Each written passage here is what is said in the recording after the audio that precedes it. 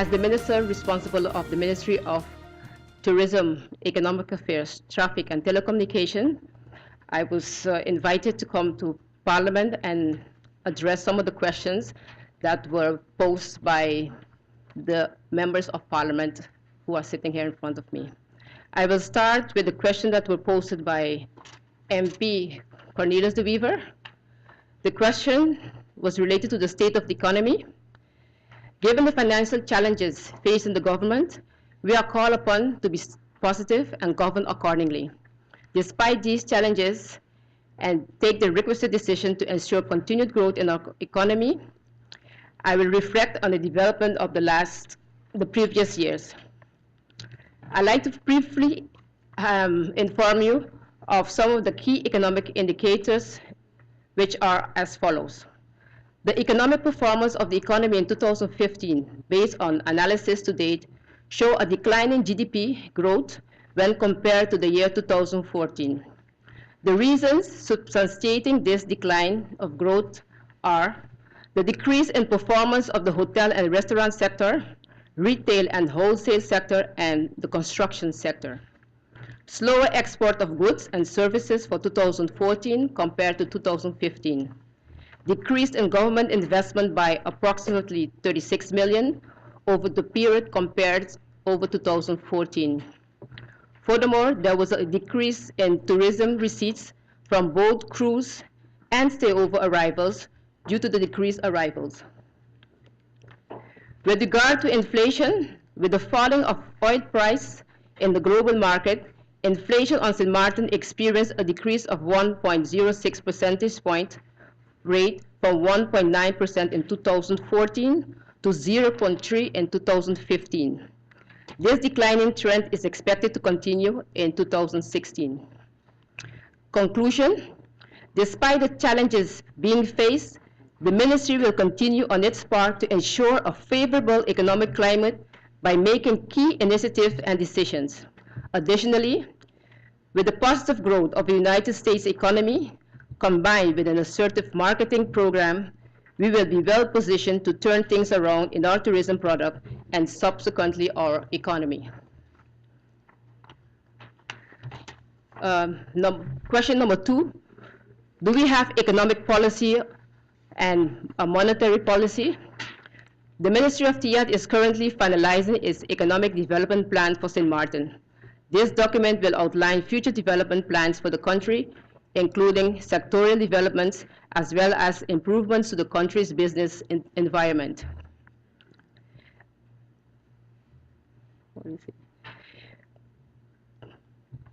BTP concessions, no, it was attached. What was the number 2? Opbrengsten luchtvaartscheepvaart. That's number 2. You have that? No. BTP.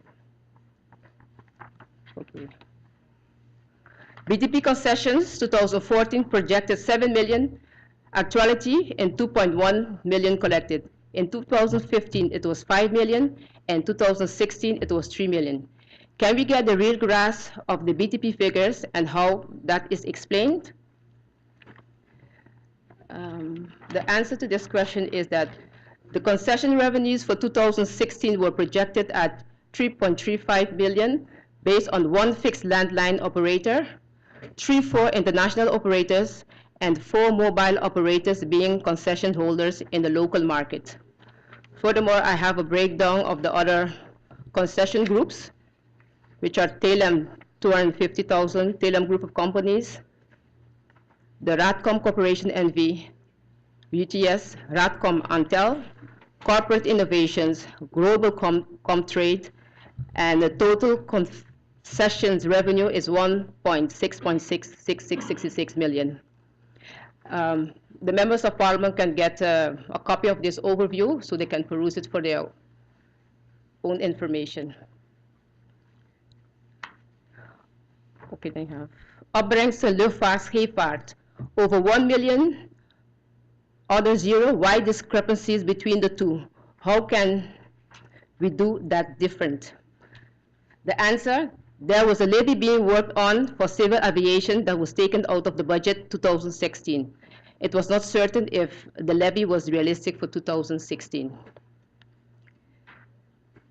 Another question that was posed was the economic zaken, tourism. All markets, no figures were to be found. The answer to this question is the proposed budgets for the markets, for instance, the Americans, the Canadian, European, Latin American, and Caribbean tourism, totaling 4.768.33, was budgeted as follows.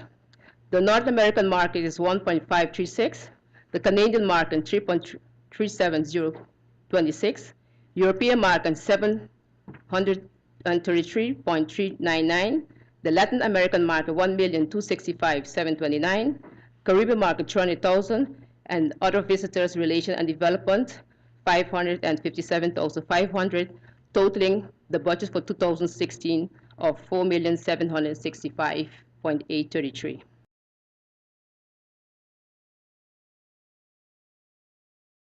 Is there an agreement where the both sides hospital is going to then accept both sides, the insurances of both sides of the island? And is the state able to make, the friend side hospital able to make solid agreement that they can live up to? Your points are excellent points. It's true that the healthcare on the French side is a national issue. We are actually in discussions about whether we need to escalate this to a higher level for that discussion. So that discussion about competency is a correct point, and something that we are in the process of addressing. There's a meeting, I think, next week in Martinique where we're going to, I guess, the APS. There's a sort of a regional organization. So your point about, so the first point is, do you want to cooperate? Is there a will? Do you see the benefits of it? Is there a desire for it? And I think we've established that from both sides there is that desire. The next step is, yes, how do you work it through the political process to make sure that the correct authorities are making those agreements? Because as we look at the development of the hospital, they need to be very firm agreements. They cannot be, yes, we'd like to, maybe, but I'm not sure in the future, because we're going to make development plans based on that agreement. So absolutely, they have to be solid, tangible agreements. And naturally, just an agreement to provide services to one another without working out the financial component makes no sense. The whole point of this is that it has to be financially beneficial for both sides of the island. So absolutely, synchronization of the insurances is a key point to be worked out. But there is already currently some level of referral and exchange of services happening. So there is a mechanism where it is working, maybe not optimally yet, but there is some already exchange of services. So it's just a matter, I think, of structuring it and formalizing it going forward.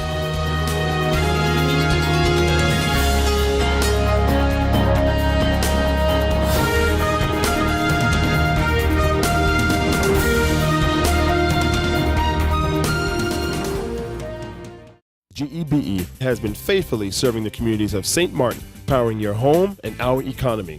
Come rain or shine, our qualified team of professionals are working hard 24 hours a day to provide you and your family with safe, reliable electricity and water. We use the latest technologies and test our products daily to maintain the highest international standards. Our friendly staff is always there to assist you, whether in person, over the phone, or online. We are committed to constantly improving our products and services, making them more efficient, effective, and environmentally friendly to serve you better today and our next generation of clients tomorrow. GEBE, powering a brighter future. Our friend Megawati is here with tips to save you energy. 1. Turn your airco temperature up. 2. Use a ceiling fan instead. 3. Buy energy-saving products. Save some green with NVGEBE. Here we go! This is freedom, this is life. Happiness is all I'm seeking. Carpe diem, I'm seizing every day, not just the weekend. Here's to all the good times that have come to last. Here's to living in afford what you crave, life just gets so So good. alive and I'm feeling good, so good, so good, so good. Hey, I'm gonna live my life, feeling good, so good, real good, so KFC, so good for everyone. Need a loan that's quick and easy. Island Finance. Up to 50,000 guineas real easy. Island Finance. For education, a renovation. That's no problem. Yes, it's true. That's not all. They're quick and friendly too. Island Finance. Appliances, vacations, even fix your car. You can depend on Island Finance. Life is a journey full of connections. You're in safe hands, even when life starts too soon. You don't have to miss a single beat. When a bad hair day makes you sad, just sharing can bring you joy and more to come. They take the plunge, turn fear into faith, while you capture those beautiful moments. In the game of life, it's family that counts. They'll be there even when you lose. We all have our moments of reflection and hope. And when you feel you're losing everything in life, we're there because there's more to come. When life starts too soon, you don't have to miss a single beat. We're here to connect you and share life. Telcel, when you want. Hey, Bob, you're on family vacation. Oh, but your daughter's got the measles. But don't worry about it. With your Be Sure travel insurance, children under 12 are covered for free. Are you be sure? Be sure. Yeah, for free. Oh my, what an inventory list, and so unnecessary. But wait, your home contents are all insured by Be Sure. That means that you determine the amount you want to insure. No inventory list, no hassle. Are you be sure? Be sure.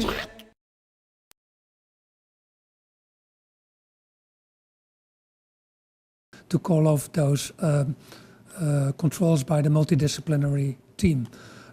Somebody in Parliament has already sent out a press release and said this is unlawful. And when I read that, I thought, is that really so?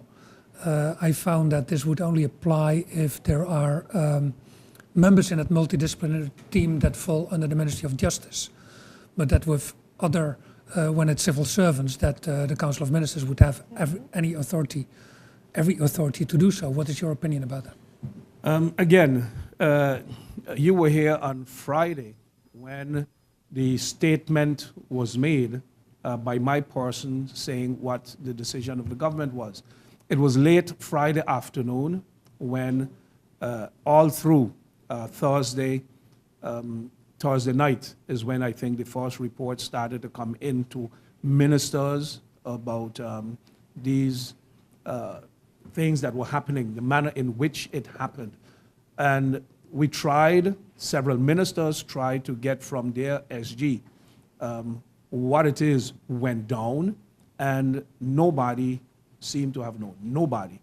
We finally got hold of the head of immigration almost, I think it was going on 5 o'clock, and the gentleman came here where the Council of Ministers was present, and there too he said he heard or he knew that they were going to conduct the raids or the visits, but he does not know what went down there either.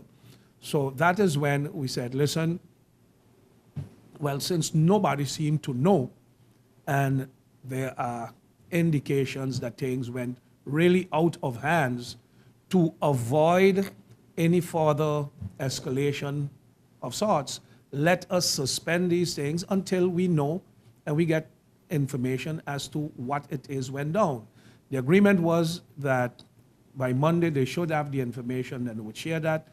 Monday I spent most of my day in Parliament. After that I had other meetings again until late last night. And this morning I came in with the intention of contacting, because I know this is one of the things people would want to know, has it been dealt with or not? Up till now, we have not received a report as to what is the truth about these things. So people got to, of course, as I said, it's an election year, and they're going to try and find all kind of things. Oh, the government this and the government that. There are those who are trying to make it sound as if the government is out there defending a business or holding their hand above a business. Absolutely not. As a matter of fact, this morning, I'm having a meeting with a manager of a business, and I got a complaint from a worker that the general manager, and the manager is doing things to the employees, and in particular to this employee, that I'm saying, no, this should not be. What did I do? When I learned about it, I picked up the phone and called the person and asked them to come and see me this morning because I have certain issues to discuss. I didn't go into the details of what it is we're going to discuss. Now, it is not my business, so to speak, to lecture to a business person how they should, but I think it is wrong.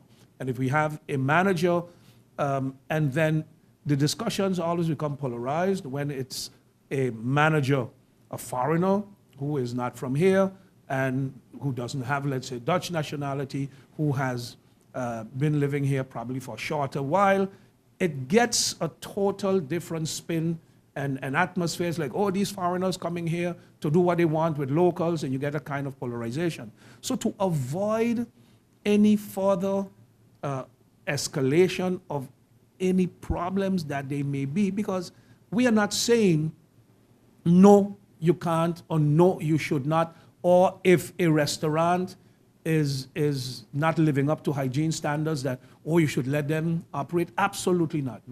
That is not the way government wants to go and will go. Neither are we saying if you don't have the proper licenses that, oh, you should still operate. It's a difference if somebody applied for a license. It is taking long to finalize. And if the minister or the department advises the minister, listen, it's only a matter of finalizing the paperwork since these people are ready and they want to operate. Minister says it's okay if we tell them. The minister knows, and I'm sure, depending on what it is, the minister might say yes once the process is completed within the next week or two. Let's say, would have no objections. But it is wrong if a company is violating rules and they are not operating in accordance with their documentation.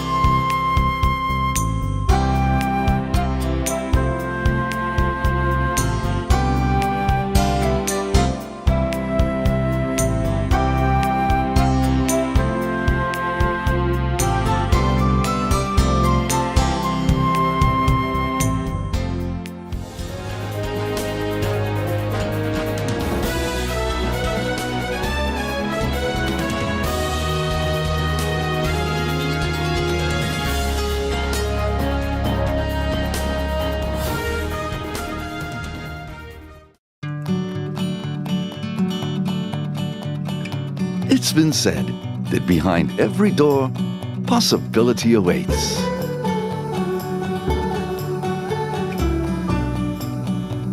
How much possibility depends on which door you open first. Every day, we help our customers discover the possibilities in their lives. It all starts with a conversation. Scotiabank. Discover what's possible.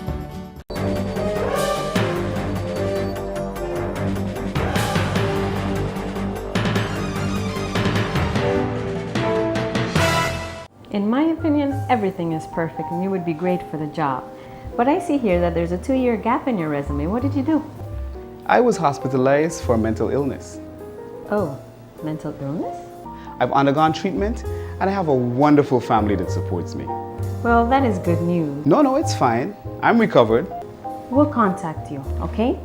For a better understanding of mental health and what you can do to stop mental health stigma, please go to the Mental Health Foundation's website at www.mhf-sxm.com.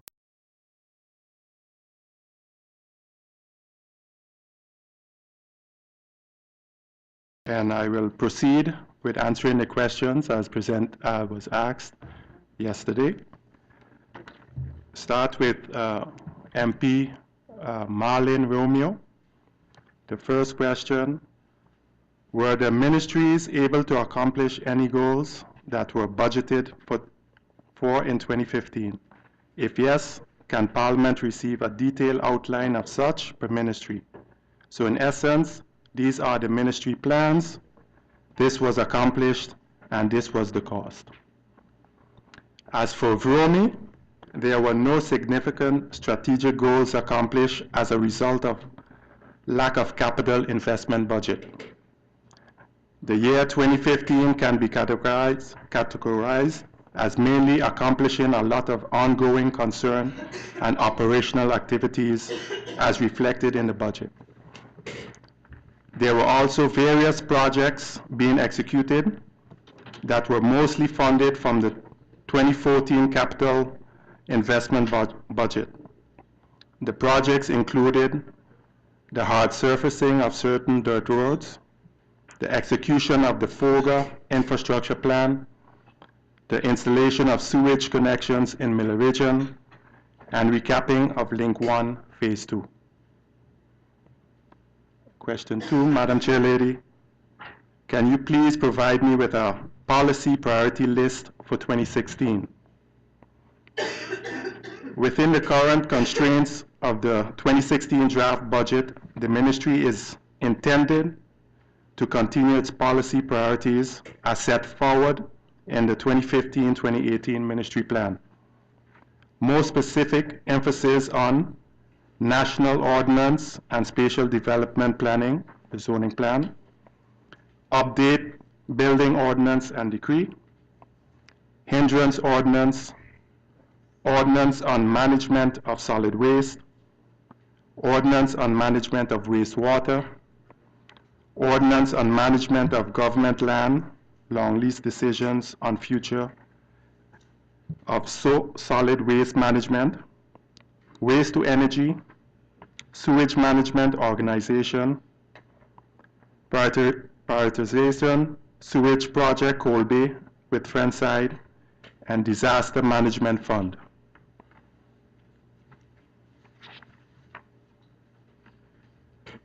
Invest in modernization data management, the geospatial information system, management of addresses, improvement of functioning domain affairs to improve revenue source, together with the St. Martin Housing Development Foundation, facilitate affordable housing and home ownership, continue improving ministry's performance in relation to services provided to the public by frequent monitoring and reporting.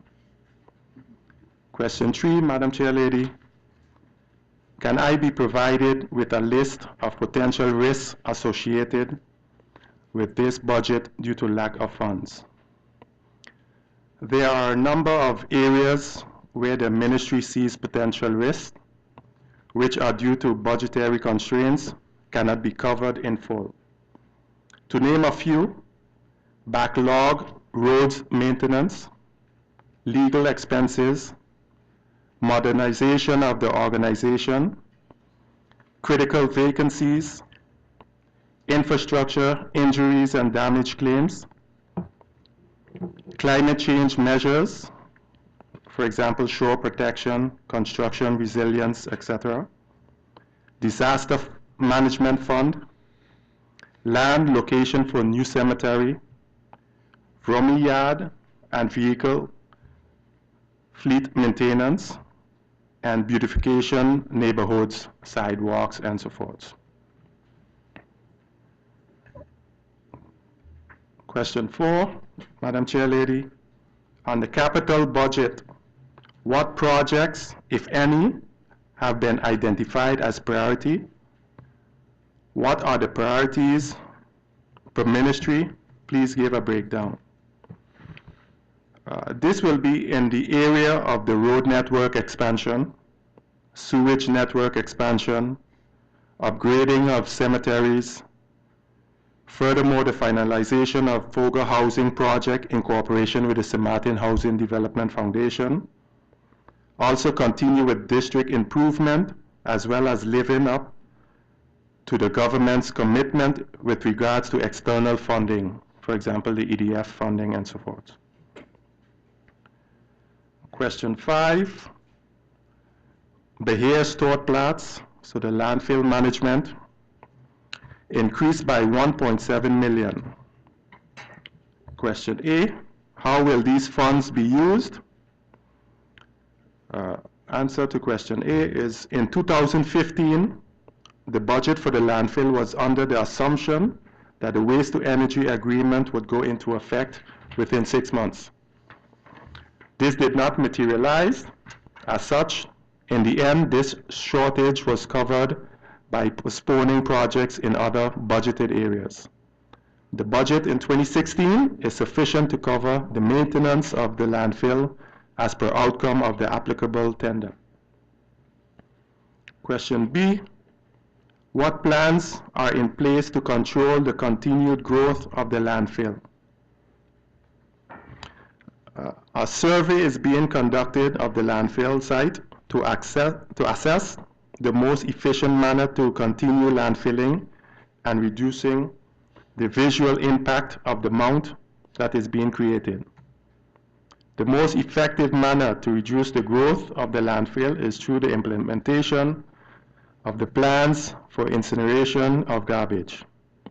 St. Martin is effectively out of space for more landfilling, and while some recycling efforts are being employed, this depends largely on available market for the recycled materials, while the cost of transportation heavily constrains these efforts.